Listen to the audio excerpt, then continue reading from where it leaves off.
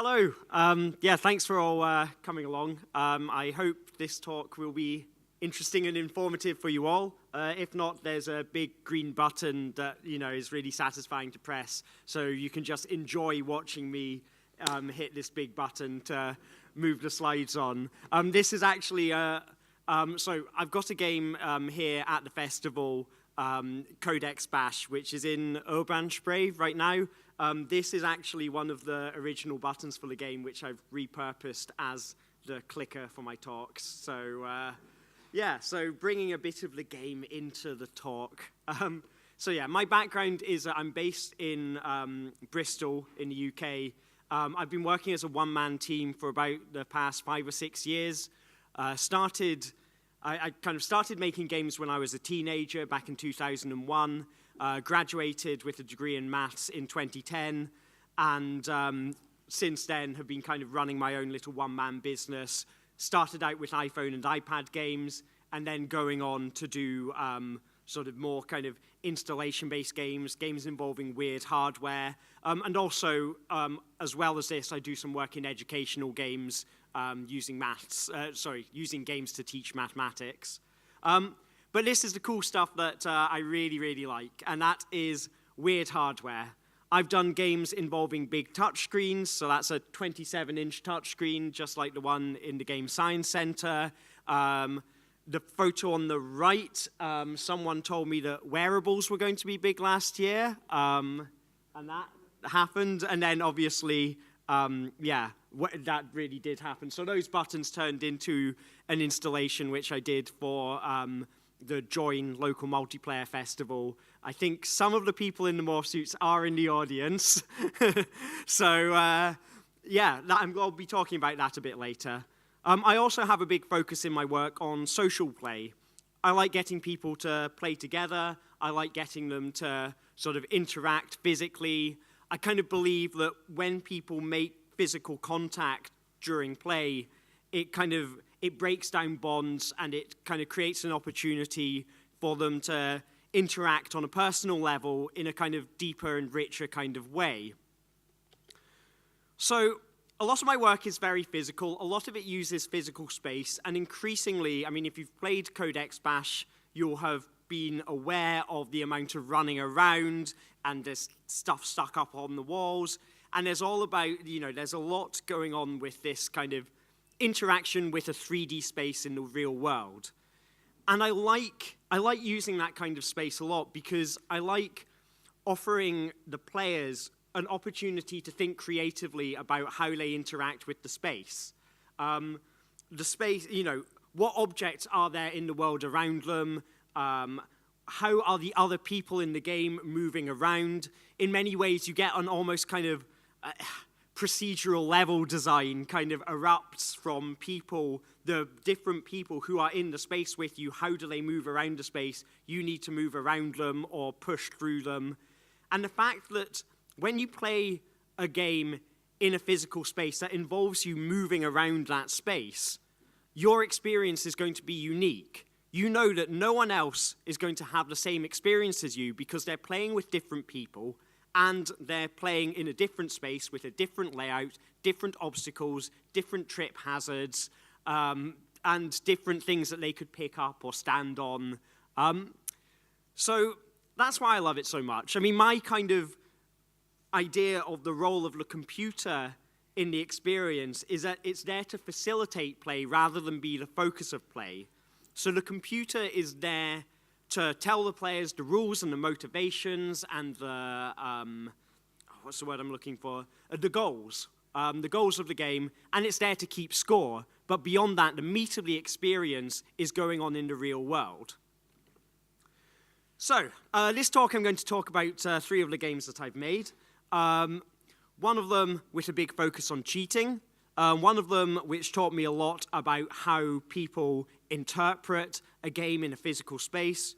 One of them I built to sort of explore how people cooperate and work together through communication. And then finally, one game which taught me a lot about how to create a situation where everyone in the experience gets to feel like they have a meaningful involvement. So let's start with cheating. Cheating is, so I've done iPhone games, I've done iPad games, and then I've done the big touchscreen games. A lot of my work always involves cheating. It's kind of one of my go-to things. I like giving people an opportunity to play dirty, an opportunity, to get into each other's physical space and kind of bend the rules, shape the rules to, shape the kind of the meta rules around the game to the game that they want to play. So pictured on the screen to my left, your right, is a game called Greedy Bankers versus the World. This was the first game that I released on the iPad. It's a puzzle game where you have to group these colored gems together and you group them into a square, they get bigger. Bigger square means more money. You play two-player on a shared iPad, but there was a mechanic where you could reach over to your opponent's side of the screen and drag a gem from their side onto your side. Everything you stole doubled in value, so there was an incentive to steal. And what I found was that not only did players start stealing, but they also started to push each other out of the way. They also started trying to prevent their opponent from being able to touch the screen. Some players started arm wrestling. Those two players, well, actually one of them was obscured by another player, I think, trying to break up the fight. They effectively ended up play wrestling on the floor next to the iPad until one of them pinned the other one down and ran back to the iPad to continue playing. Now, so it wasn't necessarily the kind of the perfect play experience because the game was won and lost based on who was the physically stronger player, which isn't an interesting game.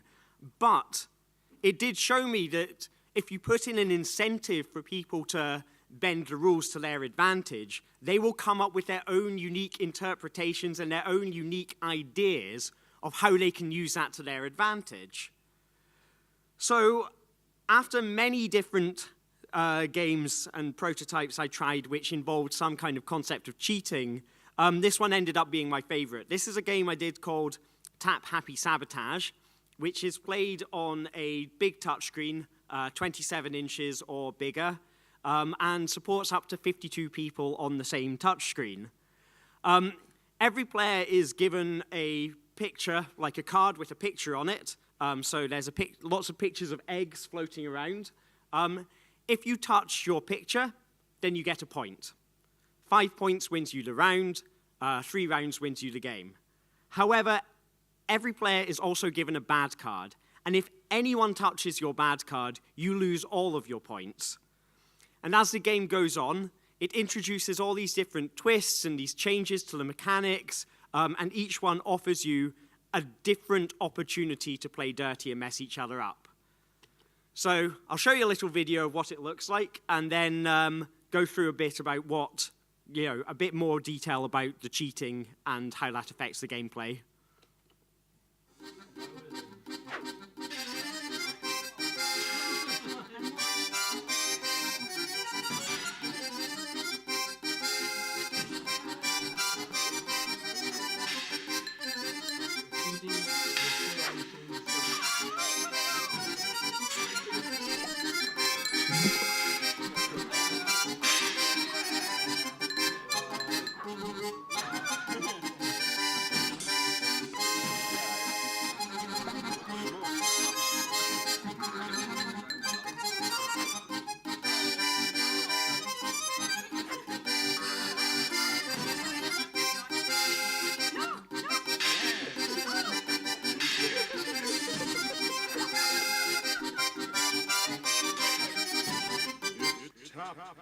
Happy Sabotage! So one of the big surprises with this game was that it was my mum and dad who were the most physical, most brutal cheaters in the world. What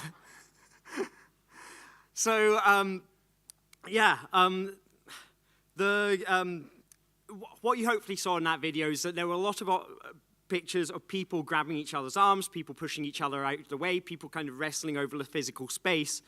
And the kind of advantage that Tap Happy Sabotage had over Greedy Bankers was that the freedom of the space and the fact that there were always kind of opportunities to find cards all over the screen meant that if someone was trying to push you out of the way, there was always a way to kind of get around that by being observant and things like that. So you had, you could keep on this kind of cheating thing, but it wouldn't break the flow of play. And that's sort of, I guess, one of the big achievements I feel I've made with this game. Cheating is a creative act. We cheat not just to win in a game, but also to entertain the people who we're playing with. We want to make them laugh. And finding a funny way to cheat, a funny way to make someone laugh, is an act of creativity. And it's also an act of expression. It's an opportunity for us to show a side of our personalities that we don't usually get to show. You get a kind of a safe space to be sneaky, a safe space to be mean, where doing so, kind of embodying those characteristics, doesn't make you a bad person. It makes you a good person because it adds to the comedy. When we play games, we have a kind of assumption that there's a right way to play, and most players playing Tap Happy Sabotage do not start grabbing each other's arms in the first round of the game. People kind of, depending on who they're playing with, depending on where they are, will have different assumptions about the kind of the meta rules of the game. None of the rules of Tap Happy Sabotage are written down on paper. The rules are pretty much press your card, get a point, press someone's bad card, they lose all their points, and that's it. But we come to the space with, often with the expectation where you should, we don't normally grab people's controllers out of their hands when we play Mario Kart. That's a bad thing, and it's because it ruins the game. So we play within the spirit of the game so that we don't break the experience for the other people. And so with these games, you have to kind of create a dialogue with the players to kind of encourage them that it is okay, that your game doesn't get ruined if people start getting very physical with it. And then when people start to explore, abusing the rules, to abusing the limitations of the computer that it cannot tell what's going on outside the screen, when players start doing that, they're kind of opening up a dialogue with the other players, creating a level of communication where it's kind of, I've decided that this is okay, and then the other players get to decide, is that okay? Can I do that too? Or do I think that's not okay, and I want to try and stop that player from doing that thing? And that creates, a dialogue, and it's a connection between the people. But from the developer's point of view, that's nice. The arrow keys didn't seem to work, so I have to press a big button now. From the developer's point of view, you want to try and break down those barriers, break down those assumptions that making physical contact in a game is a bad thing. So the kind of the communication that you're doing with the player, I found, for me, getting people to collide with each other by accident has actually done a lot of that discussion for me. So if you create a situation, and hopefully you saw plenty of them in the Tap Happy Sabotage video, a situation where people aren't necessarily going to get into each other's space just because their targets on the screen are close together, they're going to make contact accidentally. And once you've made physical contact accidentally, it becomes okay to start making physical contact intentionally. And through the game, what I wanted to do was present lots of different objectives at different times, each of which there is knowingly, on my part, I know there is a reason that players are going to get tangled up while playing this. I also know that there are opportunities to abuse the fact that there are certain things that the computer cannot track, and essentially just constantly keep on presenting players with new opportunities to get inspired to cheat in a creative way. But I've also found that setting the right frame of mind can be very important. So on the bottom left of the screen there is the loading screen from another one of my games, Slamjet Stadium.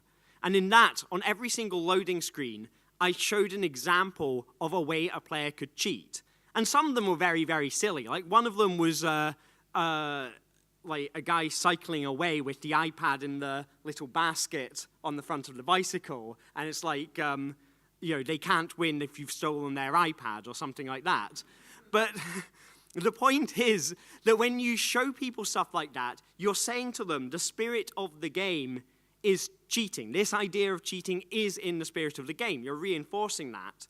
With Tap Happy Sabotage, one of the first mechanics that you see is the card that lets you destroy another player's points, which sets up for all the players in the game the idea that playing to make other people lose instead of playing to make yourself win is in the spirit of the game. I like cheating because cheating is creative.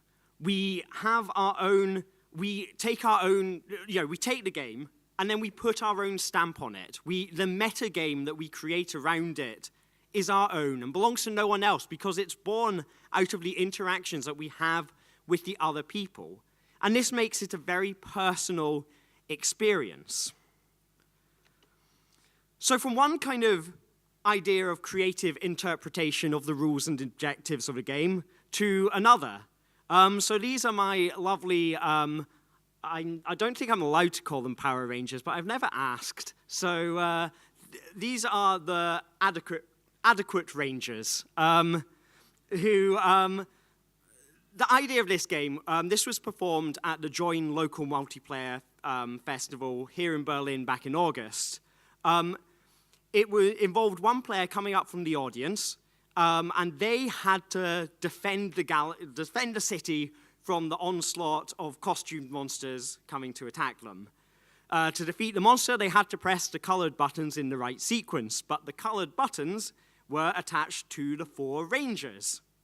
And every time a new monster came down and a new sequence appeared, the Rangers would be told a different action to perform by the computer. So I'm going to show you a little video of what that looked like, and then hopefully that will set the scene for finding out a bit more about what went on in that experience.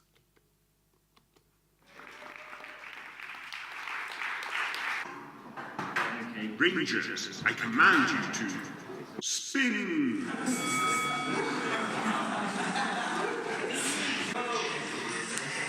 Red, green. Pretend to be monkeys.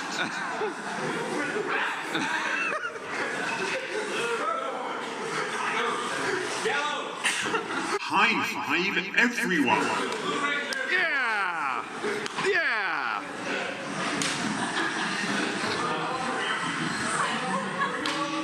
Pirouette. I will spin very soon. Lie down. Crawl on the floor.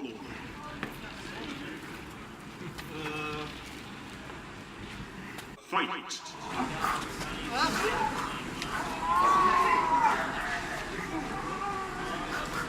Join hands and spin.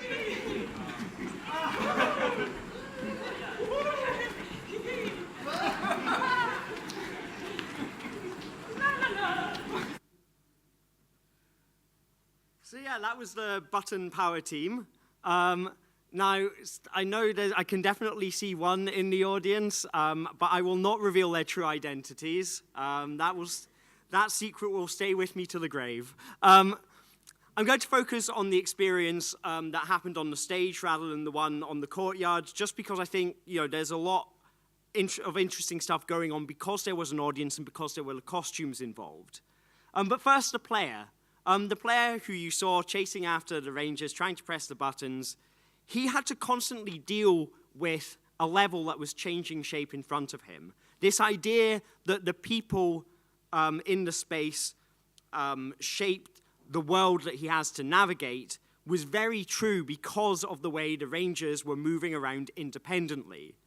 And then he had some kind of inventive choices to make about how he navigated the space. Does he try to barge his way through? Or does he try to dodge and weave and then, avoid the trip hazards that are always going to be on a stage if you've just had talks there? But also there was an opportunity for communication. You couldn't see the Rangers' faces under the masks. but there was still an opportunity through body language and just the kind of the way that you played to convince them that you were playing nice. And if you were playing nice, they should play nice too. Because for the Rangers, it's actually very easy to play nasty. All you have to do is cover up your button or just run away. So there's this kind of communication layer between the player and the Rangers, sort of to kind of gauge this idea of what is the right way to play, what is the best experience for everyone.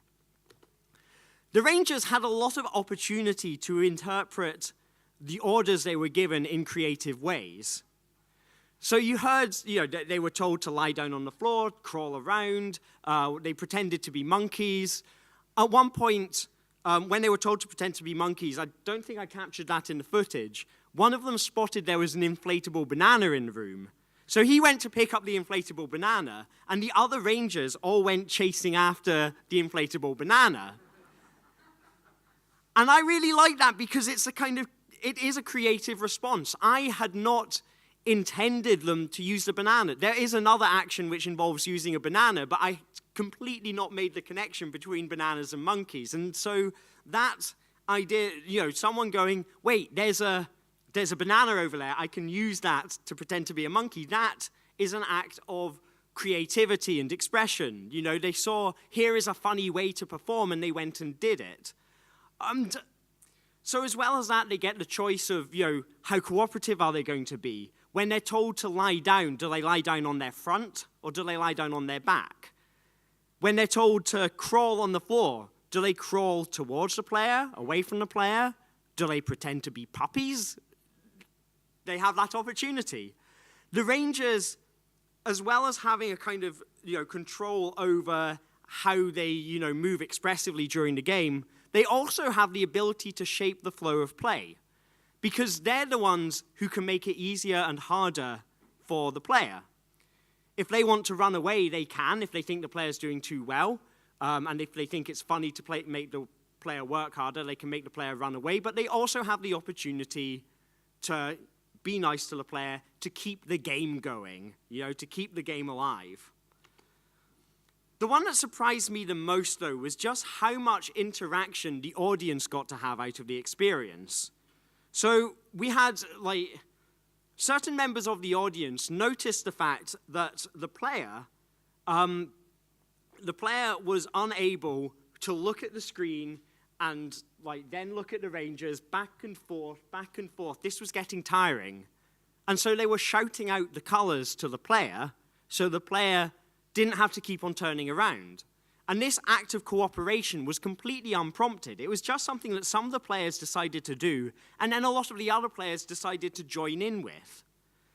Some players sort of would help if there was a Ranger coming past and the button needed to be pressed, the player was miles away, they would touch the button. They would get involved.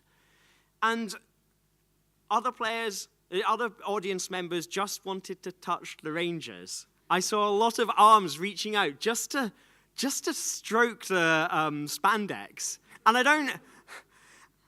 what I think was going on there was that the players wanted to be able to say, I was there. I was part of the experience because I physically touched the game. The game the experience was amplified because it was taking place on a stage. Because it was a spectacle, because people saw people coming up on these weird costumes, and they say, oh, something exciting is going to happen, and they get excited. So when more, exciting stuff starts to happen, they cheer because they want more stuff to happen. And this creates a kind of back and forth loop between the performers on stage and the people in the audience, where when the Rangers do some kind of creative, silly response, such as when they're crawling around, they start pretending to be puppies, or when they're told to be monkeys, they, pick up a banana. They do that, the audience laughs. They get validation that says, we like that creative act. Do some more creativity for us, please. But also, the costumes added a certain sense of anonymity to the experience. And that's why I'm not going to reveal the true identities of the Power Rangers, is because that was all part of the fun, that they could get away with doing things that, they didn't need to worry about how silly they looked, because they looked ridiculous, but no one knew it was them. And so that meant there was even more empowerment to start doing some really wacky things and try to surprise people. So that was a game all about sort of interpretation of the kind of interpretation of a game space that's given to you and is completely unknown and has a lot of opportunity to be kind of, responded to in your own way.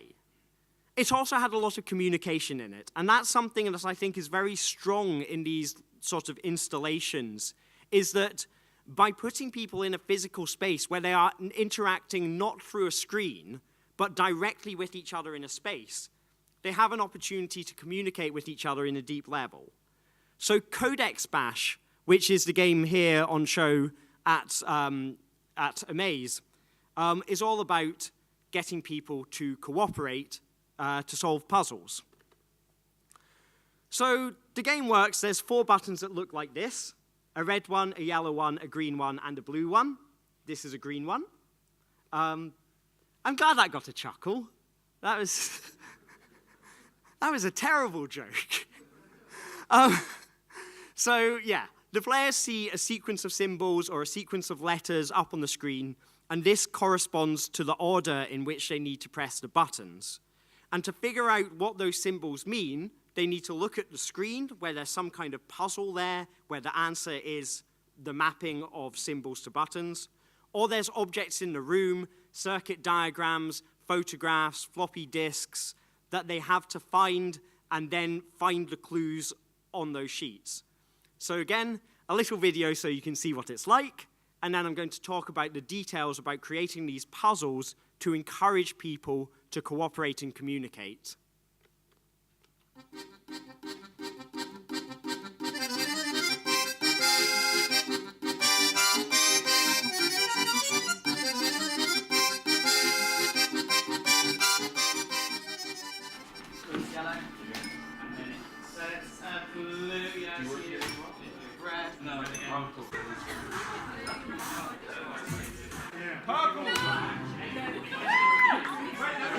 Alright? Yellow Go. and Go! Go. Yes. blue. Blue! He knows yours. He knows yours is particularly great. A3's there. It's Red. down. Red. Oh, sorry, I'm Ah, gonna shoot. shit. Oh. A3. What happened if you die?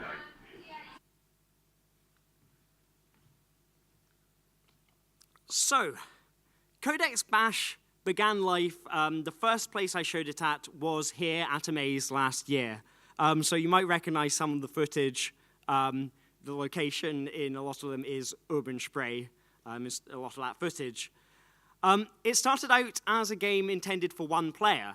I'd wanted to explore the idea of having a game where sort of you have to switch back and forth between a lot of physical movement, a lot of high adrenaline activity, and then problem solving, something requiring you to be more sedate and concentrate, and then going back and forth between these two things.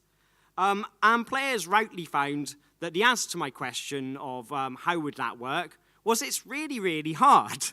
Even if the puzzles are very simple, just running back and forth and then having to solve something, it's exhausting physically and mentally. But they had a solution, and that was to invite people to help. And I like that. I like this idea that, their solution to that problem was to do something social. And that was something that I'd not even thought of while making the game. So that was their own inventive and creative response to the stimulus given to them by the game, which is great. But it also ended up throwing up a much more interesting game than I thought that I'd made. Because when groups started to form around a game, you started to see how different groups would communicate with each other differently.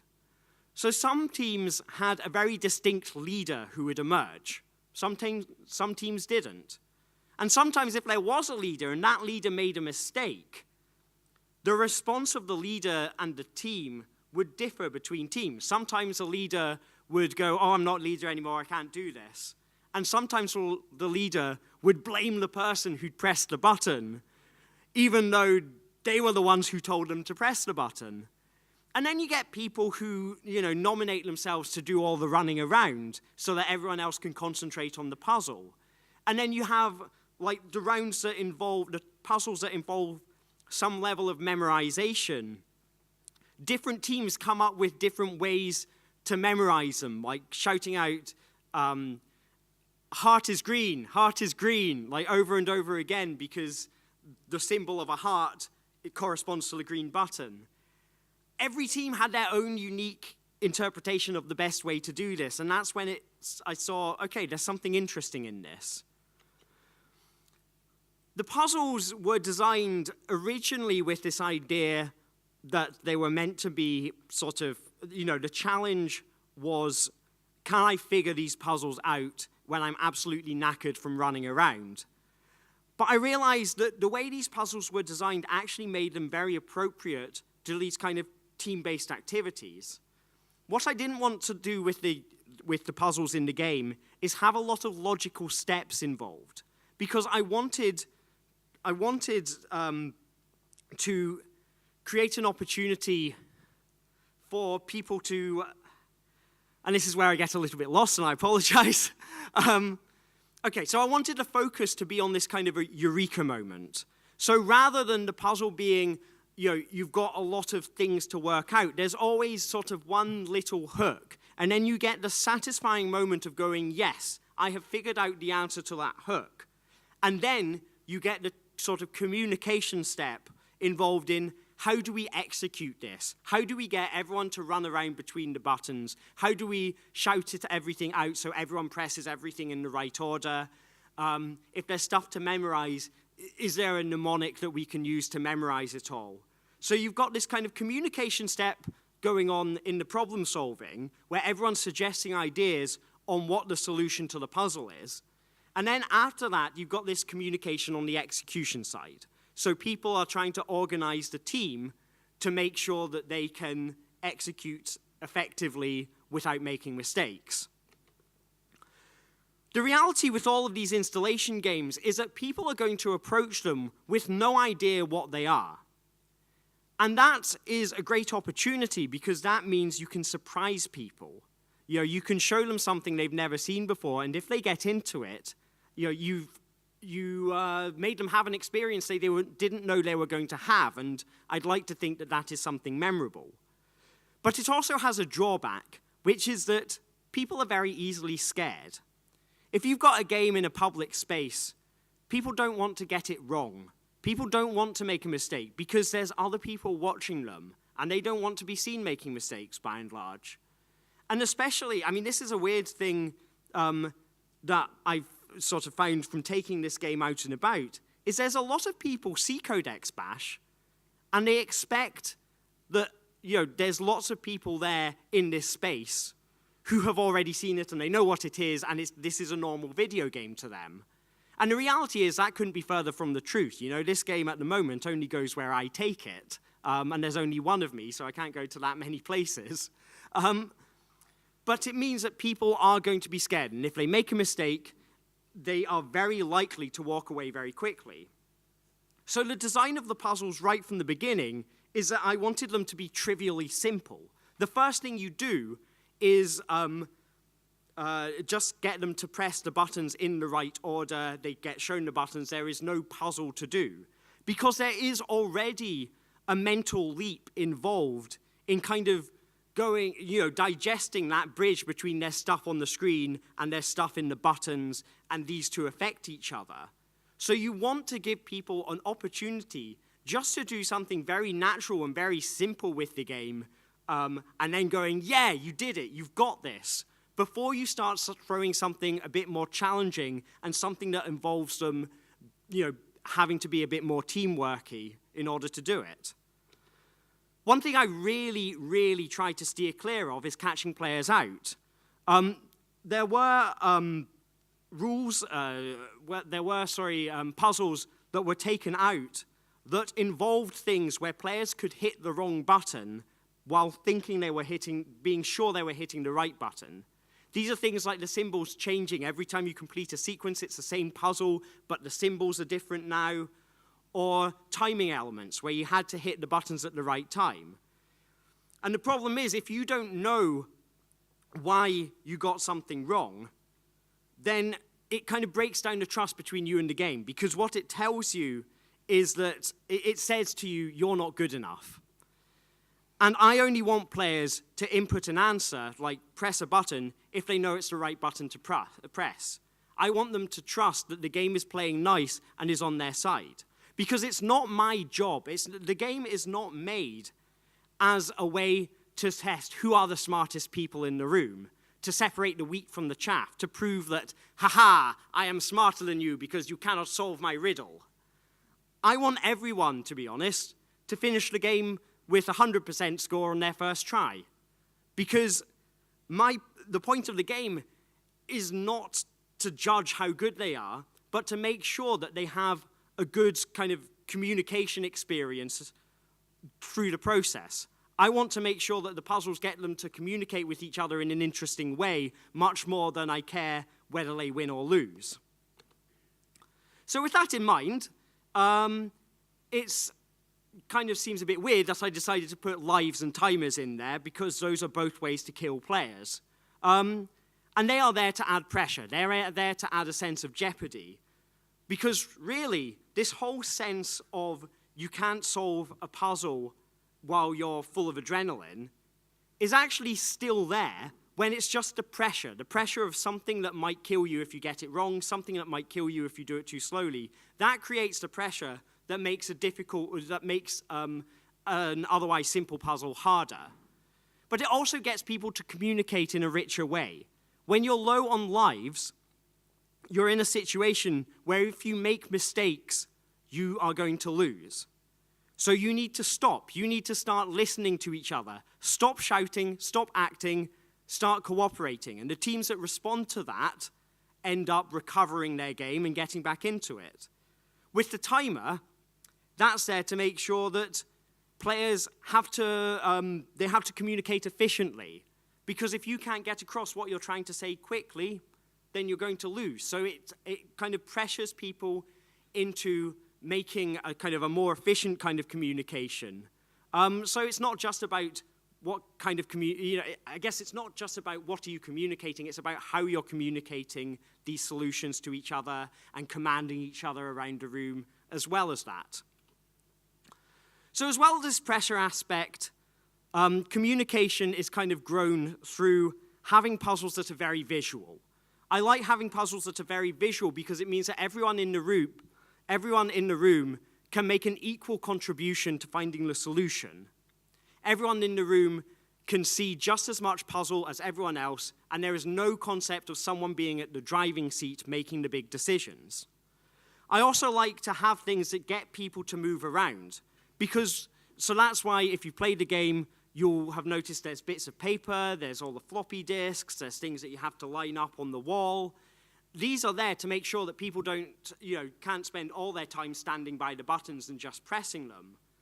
Because once they've moved around, then the team has to reorganize itself. If I can't press my buttons anymore because I need to read this clue sheet, then someone else needs to press my buttons for me.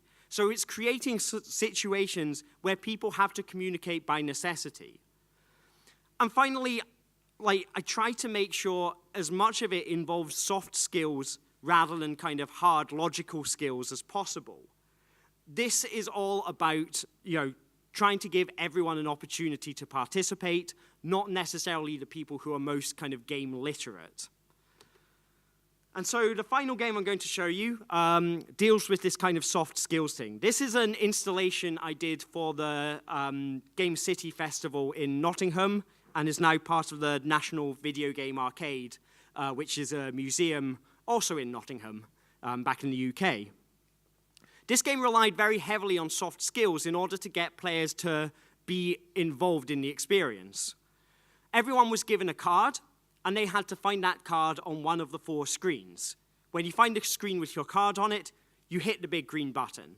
And then, every round, a new twist is introduced. These twists give you an sort of... essentially, each twist gives you an incentive to use a different soft skill. So finally, I'm going to show you one more video and then tell you a bit about what those soft skills were.